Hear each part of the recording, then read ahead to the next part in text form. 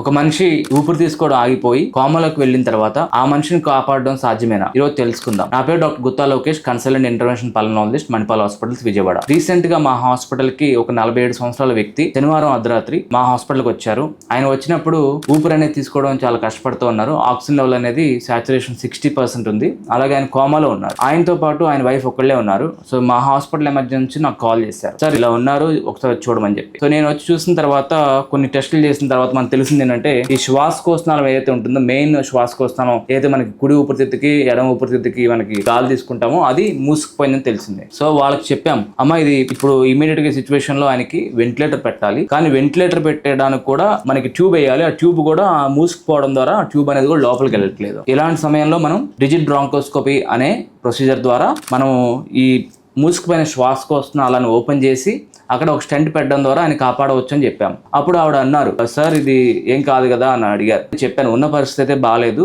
ఆయన కోమాలో ఉన్నారు, ఆక్సిజన్ లెవెల్ 60% ఉంది, అలాగే కార్బన్ డైఆక్సైడ్ నార్మల్ గా 40 ఉంటుంది, బయటకు వదలాల్సింది. ఆ మూసుకుపోవడం ద్వారా అది కార్బన్ డైఆక్సైడ్ అనేది బయటకు వదలట్లేదు, అది 160 ఉంది. ఇప్పుడు ఈ 160 ఉండడం వల్ల ఆయన కోమాలో ఉన్నారు. సో ఈ టైంలో మనము ఈవెన్ మత్తు ఇచ్చినప్పుడు కూడా ఆయన ఊపిరి ఆగిపోయే అవకాశం ఉంటుంది కంప్లీట్ గా. కానీ ఆయన కాపాడే ప్రయత్నం అయితే చేస్తాను, కానీ 100% గ్యారెంటీ చెప్పలేనని చెప్పాను. సో ఆవిడ మేము చెప్పిన దానికి అంగీకరించి చేయమని చెప్పారు. సో ఆ రోజు నైట్ మనం ఈ రిజిడ్ బ్రాంకోస్కోపీ అనే ప్రక్రియ ద్వారా మనం ఈ మూసుకుపోయిన శ్వాసకోశనాలను ఓపెన్ చేసి అక్కడ స్టెంట్ పెట్టడం జరిగింది. పెట్టిన తర్వాత కూడా ఆయన మన స్పృహలోకి రాలేదు. ఒక 24 అవర్స్ ఆయన వెంటిలేటర్ పెట్టిన తర్వాత ఆ కార్బన్ డైఆక్సైడ్ లెవెల్స్ పూర్తిగా తగ్గిన తర్వాత అప్పుడు ఆయన మన స్పృహలోకి వచ్చారు. తర్వాత వెంటిలేటర్ అనేది తీసాము, తర్వాత డిశ్చార్జ్ అయ్యి ఇప్పుడు హ్యాపీగా ఉన్నారు. సో ఇట్లాంటి సిచ్యువేషన్ లో ఆవిడ మమ్మల్ని నమ్మడం వల్ల మనం ఈ ప్రక్రియను చేయగలిగాము. ఎప్పుడైనా మీరు టఫ్ సిచ్యువేషన్ లో ఉన్నప్పుడు ఒక డాక్టర్ నమ్మే వెళ్ళినప్పుడు ఆ డాక్టర్ కనుక మీరు భరోసాని ఇస్తే, సార్ చేయండి, మేము కూడా ప్రే చేస్తాము అని చెప్పి మీరు చెప్తే అప్పుడు వాళ్ళు ధైర్యంగా చేస్తారు. చేసి ఇట్లాంటి బాగా మంచి అవుట్కమ్ వచ్చే అవకాశం ఉంటుంది.